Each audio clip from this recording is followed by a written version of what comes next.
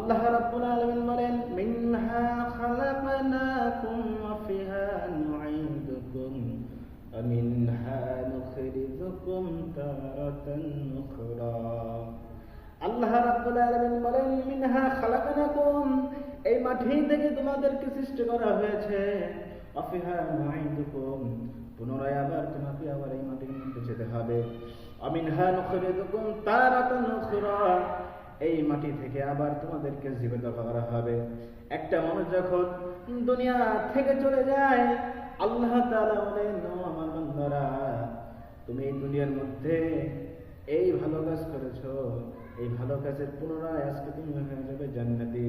আল্লাহ বান্দা তখন বলবে ও আমার রব, ও আমার খালিক, আমি তো দুনিয়ার মধ্যে যতটুকু ভালো কাজ করেছি এর বিনিময়ে আমি কি চাই, হলো জান্নাত।